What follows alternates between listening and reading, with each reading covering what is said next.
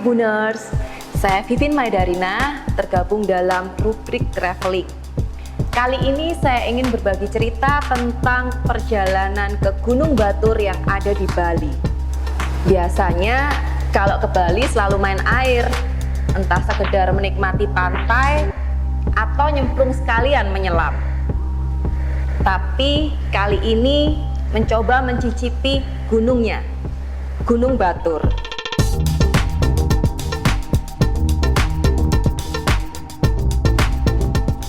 Morning Indonesia. Selamat pagi. Saya berada di puncak Gunung Batur 1700 sekian. Indah banget, di bawah kelihatan danaunya. Dan inilah Indonesia.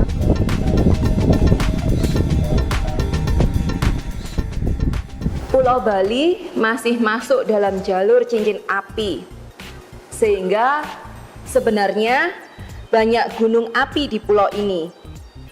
Dua di antaranya sekaligus yang tertinggi adalah Gunung Agung dan Gunung Batur.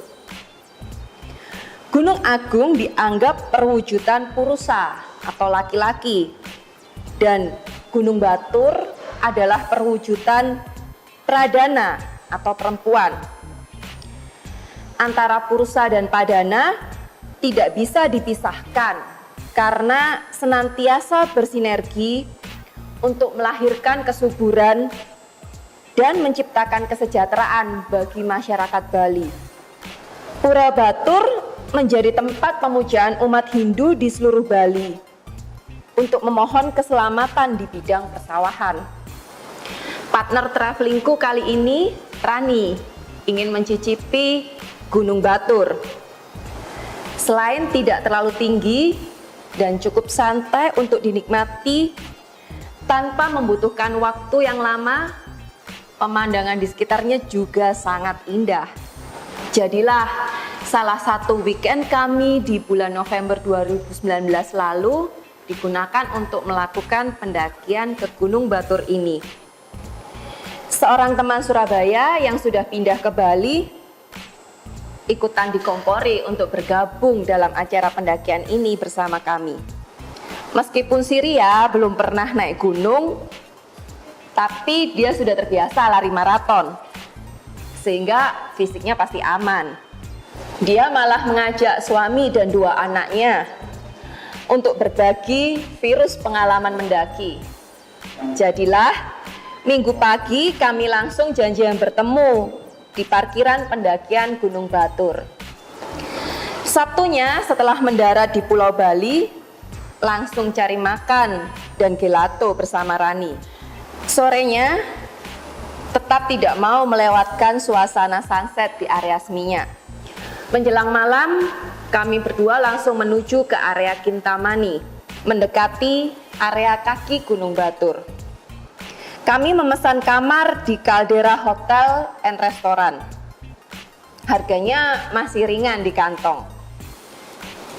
Area Kintamani sudah berada di ketinggian 1500 mdpl, sehingga saat malam tiba sudah terasa sejuk dingin. Kalau menyebut Kintamani, selalu ingat zaman sekolah, salah satu destinasi acara perpisahan sekolah adalah di Kintamani ini. Berfoto di jembatan dengan pemandangan Gunung Batur di belakangnya. Kadang juga dibawa sampai ke danaunya, di mana salah satu lokasi yang terkenal adalah Desa Trunyan, salah satu peradaban Bali kuno yang meletakkan mayat di bawah pohon begitu saja saat dimakamkan, namun tidak meninggalkan bau sama sekali. Minggu pagi terlambat bangun, saking nyamannya tidur dengan udara sejuk ini. Kami janjian dengan Ria pukul 5 pagi waktu Indonesia Tengah di area parkiran. Tapi ini kami malah baru bangun, mandi bebek dan bersiap meluncur menuju titik pendakian. Nah, sudah terlambat bangun, pakai nyasar pula. Ponsel Ria pun sudah tidak aktif, tidak bisa ditelepon. Mungkin sudah tidak ada sinyal, dan semoga sudah memulai pendakian duluan bersama dengan keluarganya. Masih berputar beberapa kali untuk mencari jalur pendakian.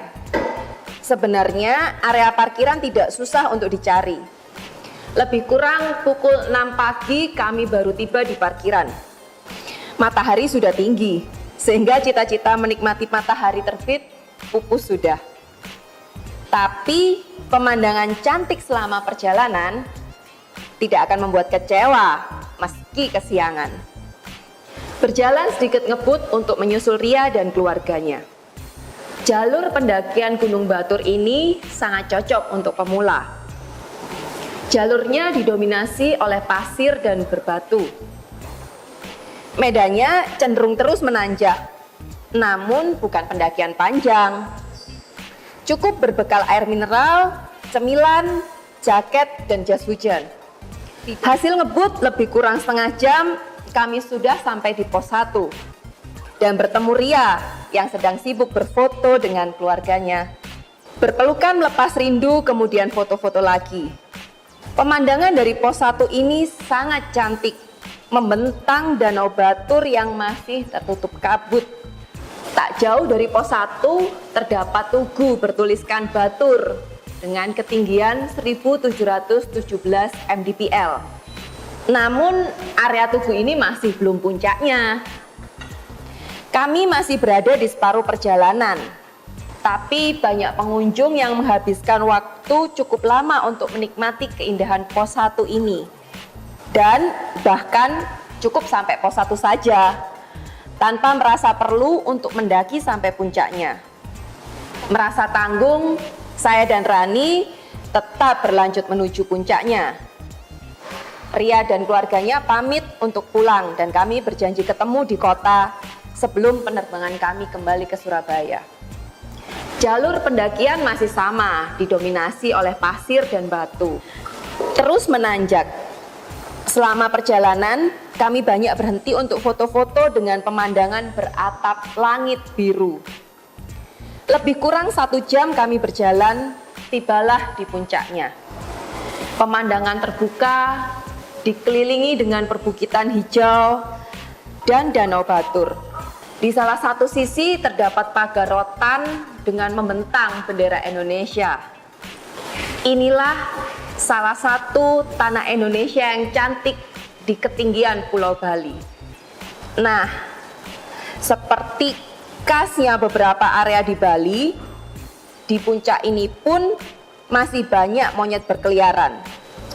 Jadi hati-hati dengan barang bawaan, terutama yang berbau makanan. Setelah puas berfoto-foto, kami kembali ke pos 1 dan mampir ke warung yang ada di pos 1.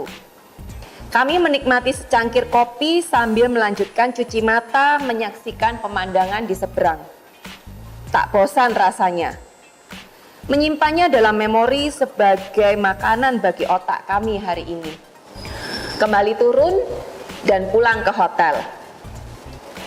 Mandi, kemudian menikmati pemandangan yang terpampang di restoran hotel sambil menikmati sarapan pagi.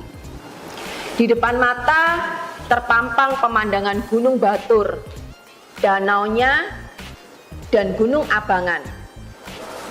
Buat yang ingin trekking dan tidak mendaki berat, Gunung Batur adalah salah satu pilihannya. Tidak perlu menguras tenaga, namun disuguhi pemandangan yang luar biasa. Happy traveling!